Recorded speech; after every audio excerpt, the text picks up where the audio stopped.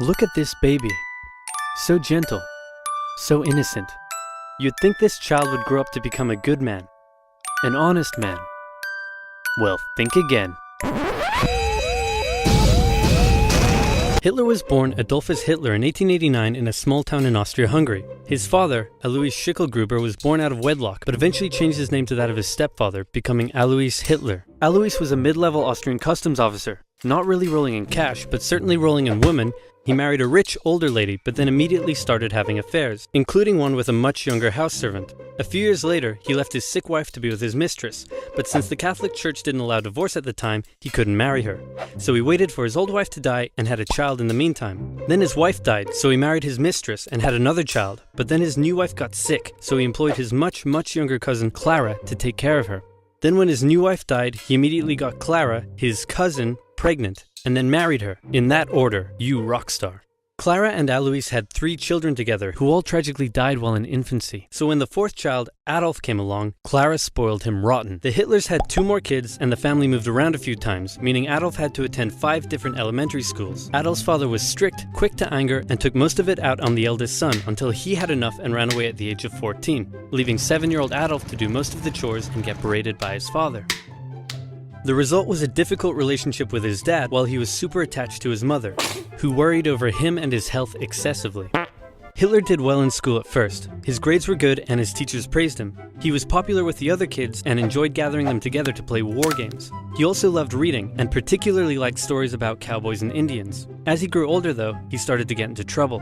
He was caught smoking once, organized a raid on a local orchard, tormented his pro-Austria religion teacher with symbolic gestures, displaying his allegiance to the idea of united Germanic people under a greater German state in defiance of Habsburg Austria. You know, the usual. All of this enraged Adolf's father, who punished him severely. The area of Austria-Hungary that Hitler lived in was once part of the German Confederation, and many of the people who lived there considered themselves to be German. Adolf tended to just go against whatever his father said, and since his father was an Austrian public official, Hitler got big into German nationalism. This enraged Adolf's father, who punished him severely. Around this time, a family tragedy struck. His 6-year-old brother, whom he loved a lot, died of measles when Adolf was 10, and was buried in the cemetery just across from their home. Around this time, neighbors reported a change in the young boy. Strange behaviors such as talking to trees and staying up late staring at the stars from the cemetery walls. He lost interest in religion, and his school grades started to decline, which enraged his father, who punished him severely. It also didn't help that he had just entered high school, and the cool city boys treated him like a rural peasant. He had to repeat a grade and had little interest in most school subjects, instead spending his time reading and drawing, which he was quite good at. One day his father said, "Son, someday you'll be a big balls public official like me."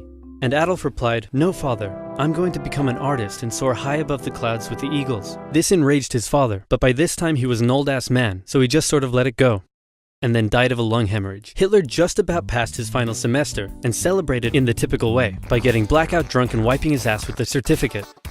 However, he didn't take the overall final school exam, instead just dropping out. The now 16-year-old boy was unemployed, without much purpose in life, and for the next 3 years he stayed that way. He spent most of his time at the opera with his only friend, August Kubizek.